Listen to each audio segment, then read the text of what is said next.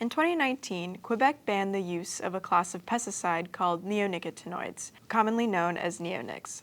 Neonics are used as a seed coating on agricultural crops such as corn, wheat, and soybeans. New York State passed similar restrictions on neonic use last year.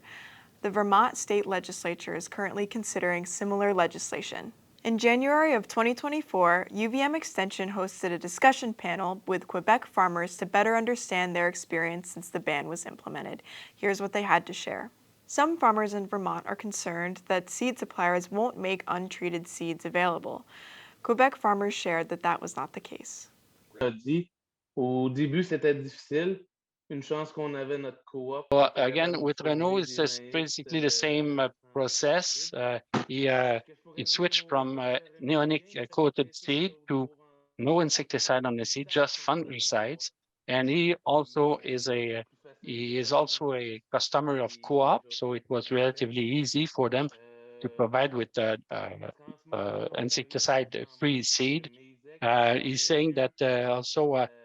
Don't be fooled. He's saying to our Vermont friend that don't be fooled because all the seed suppliers, they can turn around pretty quickly and provide with insecticide-free seed in no time, actually.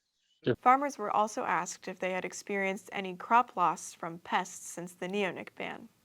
Et puis, ce qu'on nous disait, c'est qu'il pouvait y avoir une augmentation de He rendement. didn't see that whatsoever. In any year, throughout the years that he did the trials, he didn't see any difference in yield, so there was no impact on yield. Okay, Justin is adding that if ever he sees a evidence of a positive effect of using insecticide, he won't have any problem going back to the use of insecticides. But for the time being, he doesn't see any benefit of using insecticides.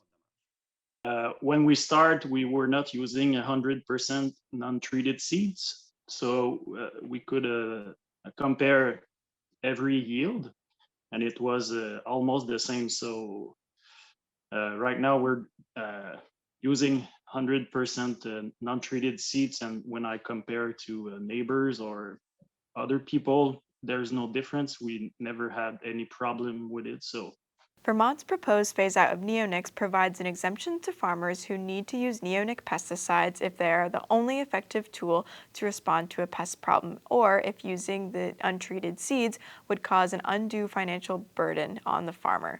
This is similar to the verification of need process implemented in Quebec. None of the farmers on the panel needed to use this exemption process.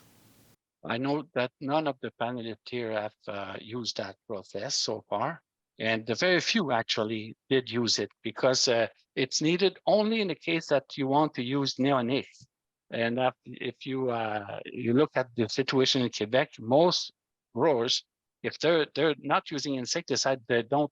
I mean, they're moving right from neonics to no insecticide pretty fast. Finally, many are wondering the cost difference between treated and untreated seeds. Will seed costs in Vermont likely go up or down? Je dirais qu'en ce moment, c'est plus dur. So according to Renault, it's never more expensive to use non-treated seed, but depending on the company, sometimes there's no difference in cost, but most of the time you'll see a cost advantage of 10 to 20 bucks per bag. Quebec farmers have been living without neonic treated seeds for 5 years now. The experiences shared on the panel are consistent with what broader studies show. There are plenty of seeds available to farmers that have not been treated with neonic insecticides. These seeds are often less expensive than the neonic treated seeds were, and farmers have experienced no difference in crop yield since switching to non-neonic treated seeds. You can view the entire webinar in the link in the description below.